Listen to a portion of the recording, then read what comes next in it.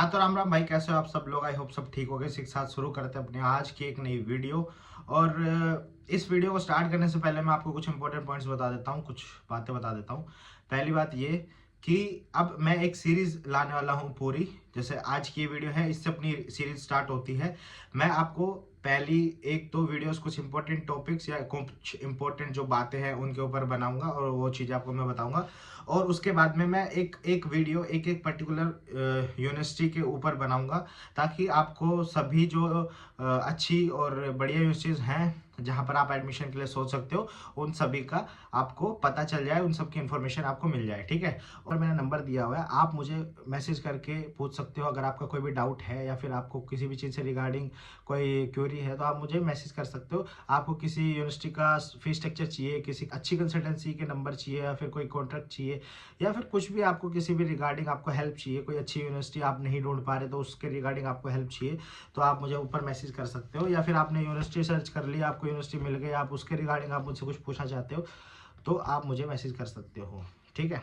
तो आज अपन ये वीडियो के अंदर बात करेंगे बेसिकली 4 मेन स्टेप्स की, जो आपको एमबीबीएस इन अब्रॉड करने से पहले लेने चाहिए। पहला स्टेप क्या है? पहला स्टेप ये है कि जब आप एमबीबीएस इन अब्रॉड करने के बारे में सोचते हो, तो आपको ये देखना है कि जो आप एमबीबीएस करना चाह रहे हो वो आप अपनी मर्जी से करना चाह रहे हो, या फिर आपके फूफा जी, चाचा जी, मौसा जी, या फिर आपकी बड़ी बहन, छोटा भाई की, या आपकी मम्मी पापा के कहने की वजह से आप कर रहे हो। अगर आपका खुद का मन है तो मोस्ट वेलकम। अगर उनके कहने पर आपने चलो माना कि ठीक है भाई, मेरे फूफा जी कह रहे हैं, मेरे मौसा जी कह रहे हैं, तो कर लेते हैं।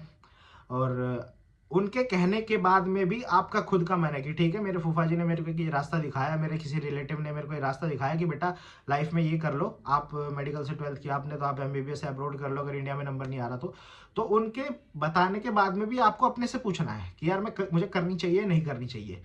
कल को आपके मन में ये ना हो कि यार मेरी 6 साल में, जो मैं यहाँ पे 6 साल में एमबीबीएस कर रहा हूँ, इससे बहुत कुछ मैं इंडिया में रह के कर लेता अपने पेरेंट्स के साथ या अपने रिलेटिव्स के साथ कुछ भी।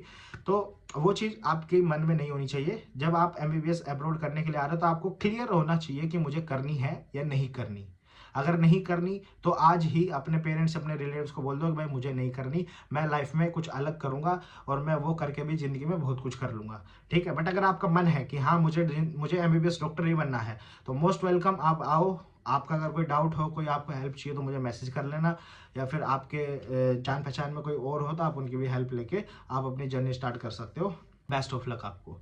ठीक है। तो सबसे पहले आपको डिसाइड करना है कि आपको एमबीबीएस करनी है या नहीं करनी, और आपको क्लियर कट पता होना चाहिए कि हाँ आपको करनी ही है या फिर आपको नहीं करनी। ठीक है।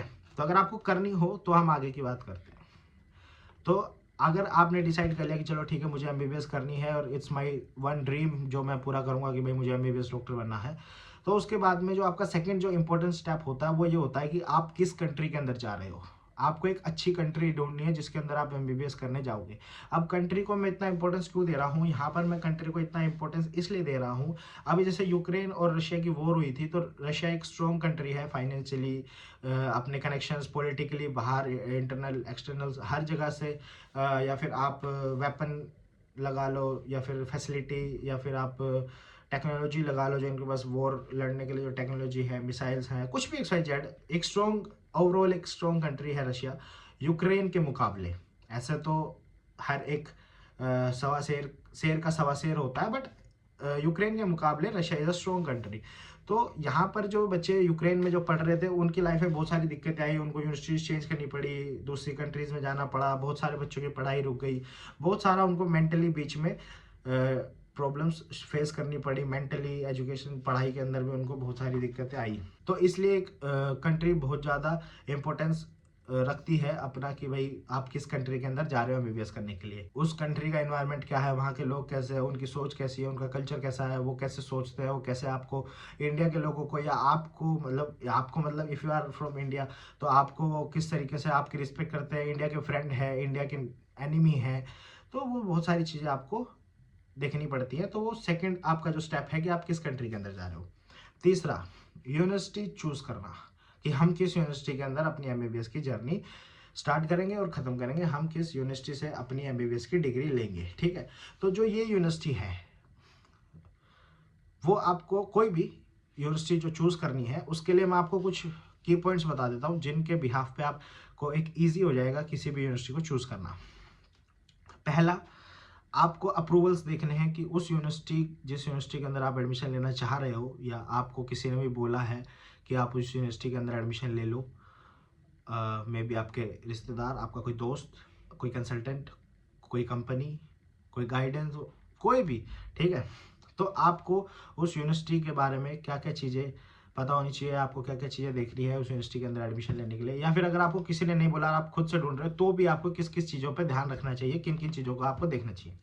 पहले आपको उसका अप्रूवल के बारे में पता होना चाहिए कि भाई उस यूनिवर्सिटी के अंदर जो अप्रूवल है, वो अप्रूवल किन किन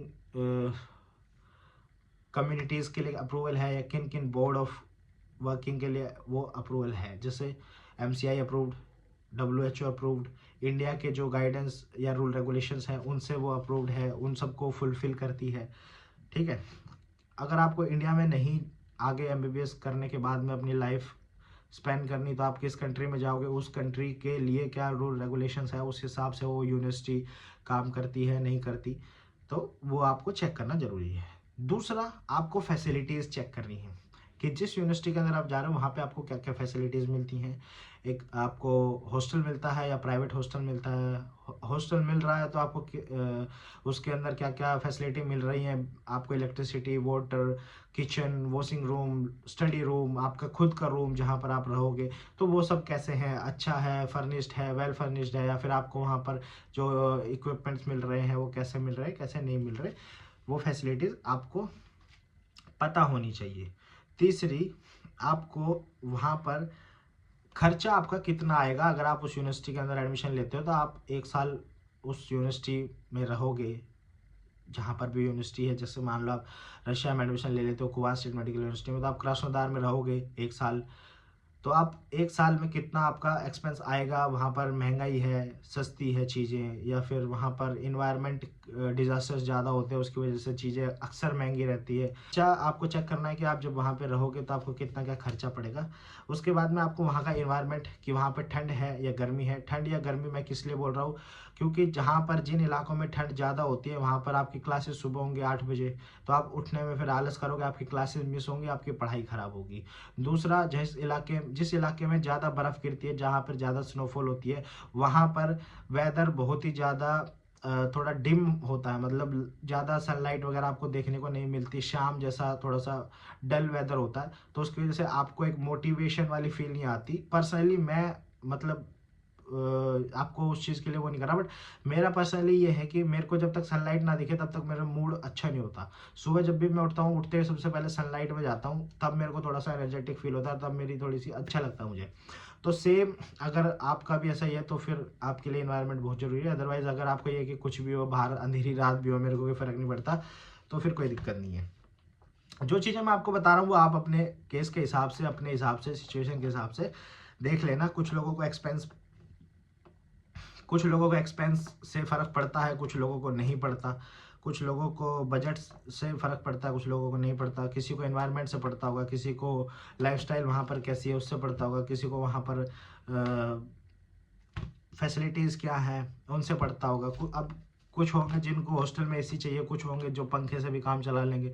तो आप अपने हिसाब से देख लेना, जो जो मैं चीज़ें बता रहा हूँ, आप इनमें से क्या क्या चीज़ें आपके लिए इम्पैक्ट करती है, और क्या क्या चीज़ें आप छोड़ भी सकते हो कि चलो ठीक है, ये नहीं हुआ तो कोई दिक्कत नहीं है, एडमिशन इधर ही लेंगे। और अगर आपके यार ये चीज़ तो मुझे चाहिए, ये नहीं होगी तो मैं किसी दूसरी यूनिवर्सिटी में देखता हूँ, ठीक है।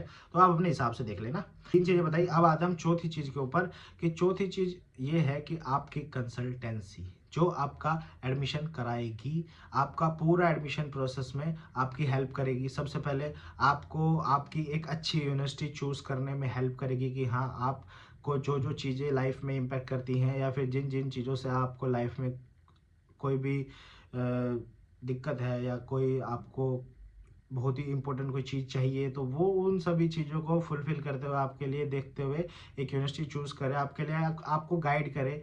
या फिर आपने यूनिवर्सिटी चूज़ कर लिया तो उसके बाद में आपका एडमिशन प्रोसेस, आपका इन्विटेशन लेटर, आपका डॉक्यूमेंटेशन, आपका वीज़ा, आपको फिर वहाँ से आपको फिर वहाँ से डिपार्चर घर आना, मैं डिपोर्ट बोलने वाला था सॉरी, डिपार्चर वहाँ से फिर आपका, और फिर 6 साल तक आपके फ़ोन भी उठाए, ठीक है। तो ऐसी एक कंसल्टेंसी चूज़ करना आपका 4th स्टेप होगा। तो ये 4 पिलर मैंने आपको बताए जो कि बहुत ही इंपॉर्टेंट है। पहला, आपको एमबीबीएस करना है या नहीं करना, क्यों करना है, अगर करना है तो क्यों नहीं करना, अगर नहीं करना तो ये भी आपको पता होना चाहिए कि अगर आप नहीं कर रहे हो तो आप क्यों नहीं कर रहे हो, आप जिंदगी में क्या करना चाहते हो, ठीक है। दूसरा, अगर आप एमबीबीएस कर रहे हो तो आपको कौन सी कंट्री में जाना चाहिए, एक अच्छी कंट्री चूज करना। तीसरी, उस कंट्री के अंदर एक अच्छी यूनिवर्सिटी चूज करना। और चौथा, एक अच्छी यूनिवर्सिटी चूज करने के बाद में एक अच्छी कंसल्टेंसी चूज करना जो आपको पूरे प्रोसेस से आपको हेल्प करे, एडमिशन टू वहाँ पर 6 साल आपके अच्छे से बीते, ठीक है। तो अगर आपके 4 स्टेप्स बहुत ही अच्छे तरीके से आप फुलफिल कर लेते हो तो आपका जो 5वां जो स्टेप है, जो कि है एक बिल्डिंग, वो आपकी बिल्डिंग है कि आप 6 साल कहीं पे भी रहोगे, या कुछ कंट्रीज के अंदर 5 साल की भी है, पर शायद इंडिया के अंदर 5 साल वाली, शायद नहीं, 5 साल वाली एमबीबीएस, जो 5 साल एमबीबीएस करने वाली जो कंट्रीज हैं, जिन कंट्रीज के अंदर 5 साल एमबीबीएस की होती है, वो सब कैंसिल करते हैं कि आप अगर 5 साल वाली कंट्रीज से एमबीबीएस करके आते हो तो हम यहाँ पर आपको मान्यता नहीं देंगे, ठीक है।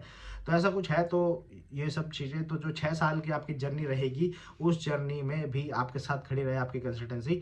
तो अगर आप ये चारों स्टेप बहुत अच्छे से चेक कर लेते हो अपने, तो आपका जो 5वां स्टेप होगा, जो होगा कि आपके 6 साल वहाँ पर सरवाइव करना आपको, वो बहुत ही अच्छे से जाएंगे। आपको एक फ़ोन पे आपको हेल्प करने वाले रहेंगे। आपने सारी चीज़ें देख के एडमिशन लिया था उस यूनिवर्सिटी में, उस सिटी के अंदर, उस कंट्री के अंदर, तो आप वहाँ पर बहुत अच्छे से खुशी खुशी अपने 6 साल कंप्लीट कर लोगे, ठीक है। एनीवेज, इसके अलावा अगर आपका कोई डाउट हो या आपका कोई सजेशन हो तो आप मुझे बता सकते हो। मैं आपको ऊपर नंबर दे रहा हूँ मैं अपना व्हाट्सएप का, आप मुझे मैसेज कर सकते हो कभी भी, जैसे मैं फ्री हूँगा आपको रिप्लाई दूंगा, या फिर कॉल पे कनेक्ट कर लेंगे, ठीक है। तो बस यही था। अगर मैं कोई चीज़ छोड़ दी हो, भूल गया हूँ, तो आप मुझे कमेंट में पूछ सकते हैं, फिर आप मुझे मैसेज करके पूछ सकते हो व्हाट्सएप पर, ठीक है। और अगर आपको किसी यूनिवर्सिटी के रिगार्डिंग कोई भी हेल्प चाहिए कि भाई वहाँ पर इन्वायरमेंट कैसा है, वहाँ की पढ़ाई कैसी है, या फिर अगर आप खुद अगर कोई अच्छी कंसल्टेंसी नहीं ढूंढ पा रहे हो, या फिर आपका किसी के लिए ट्रस्ट नहीं बिल्ड हो पा रहा, तो आप मुझसे पूछ सकते हो। मैं आपको किसी एक अच्छी कंसल्टेंसी से कनेक्ट करा दूंगा जो आपको बहुत ही अच्छी तरीके से आपके एडमिशन प्रोसेस में हेल्प करेगी, और बाकी साथ में मैं तो आपसे कनेक्टेड हूँ ही आपकी हेल्प करने के लिए, ठीक है। ओके, तो ख़त्म करते हैं इस वीडियो को। Bye bye, Ram Ram, stay tune, be happy. Channel को जरूर सब्सक्राइब कर लेना आने वाली बहुत सारी वीडियोस के लिए, ठीक है। और जो सीरीज़ आ रही हैं उसे अच्छे से फॉलो करना, आपको बहुत सारी चीज़ें पता चलेंगी और आपको बहुत सारी चीज़ों में डिसीजन लेने में ईजी रहेगा, ठीक है। तो ठीक है, फिर stay tune, be happy, bye.